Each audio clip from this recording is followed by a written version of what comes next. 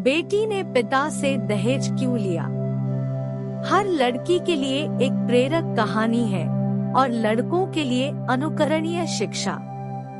कोई भी लड़की की सुगंधता उसके चेहरे से ज्यादा उसके दिल की होती है। पति ने घर के अंदर कदम रखा और पत्नी से बोला, अजी सुनती हो, कहा हो। आवाज सुनते ही पत्नी हाथ में पानी का गिलास लेकर बाहर आई और बोली, अपनी बेटी का रिश्ता आया है, अच्छा भला इज्जतदार सुखी परिवार मिला है। लड़के का नाम युवराज है और बैंक में नौकरी करता है। बस बेटी अगर हाँ कह दे तो सगाई कर देते हैं। बेटी उनकी एकमात्र लड़की थी। घर में हमेशा आनंद का वातावरण रहता था।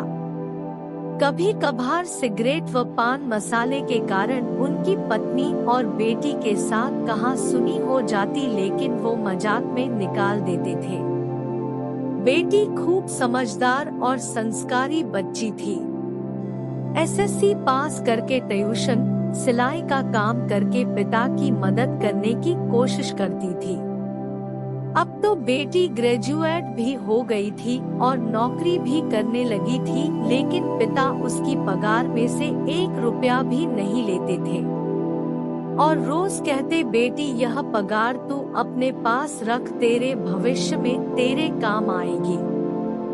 दोनों घरों की सहमति से बेटी और युवराज की सगाई कर दी गई और शादी का मुहूर्त भी निकलवा दिया गया। अब शादी के 15 दिन और बाकी थे।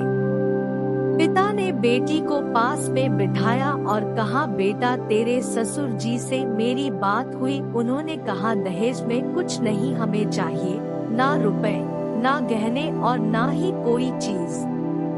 तो बेटा तेरे शादी के लिए मैंने कुछ रुपए जमा किए हैं तेरे लिए। यह 2 लाख रुपए मैं तुझे देता हूँ, तेरे भविष्य में काम आएंगे, तू तेरे खाते में जमा करवा देना। ओके पापा। बेटी छोटा सा जवाब देकर बेटी अपने रूम में चली गई। समय को जाते देर कहाँ लगती है।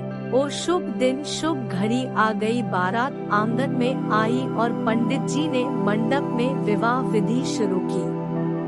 फेरे लेने का समय आया। बेटी कोयल जैसे कुहुकी हो ऐसे बेटी मीठे स्वर में 2 शब्दों में बोली, रुको पंडित जी, मुझे आप सबकी उपस्थिति में मेरे पापा के साथ बात करनी है।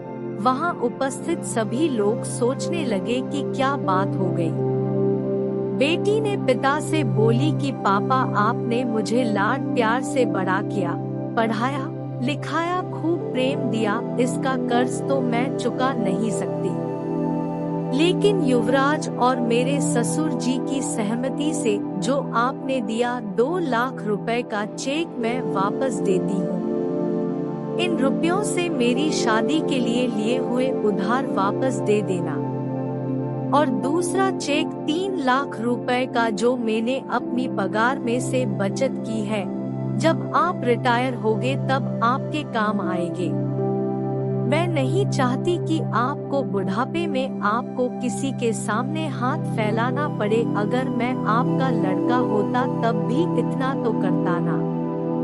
वहाँ पर सभी की नजर बेटी पर थी। बेटी ने पिता से पूछा, पापा अब मैं आपसे जो दहेज में मांगू वो दोगे क्या मुझे?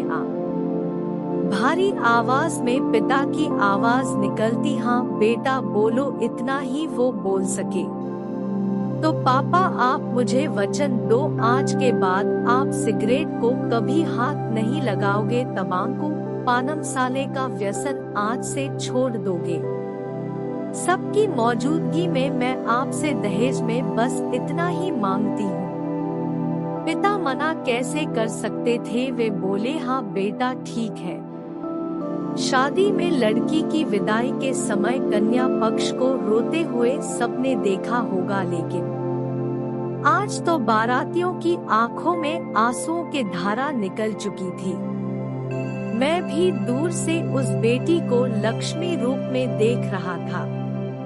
रुपए का लिफाफा मैं अपनी जेब से निकाल नहीं पा रहा था। साक्षात लक्ष्मी को मैं कैसे लक्ष्मी दूं? लेकिन एक सवाल मेरे मन में जरूर उठा, भ्रूण हत्या करने वाले लोगों को इस जैसी लक्ष्मी मिलेगी क्या? मैं आशा करती हूँ कि इस कहानी से आपको भी प्रेरणा मिली होगी। कहानी पूरा सुनने के लिए आपको धन्यवाद। आशा करती हूँ कि आपको यह कहानी अच्छी लगी होगी। तो बेटी बचाओ बेटी पढ़ाओ और ये कहानी दूसरों तक पहुँचाने में मेरी मदद कीजिए। वीडियो को लाइक और शेयर कर दीजिए और ऐसी ही कहानियों के लिए चैनल को सब्सक्राइब कर लीजिए। धन्यवाद।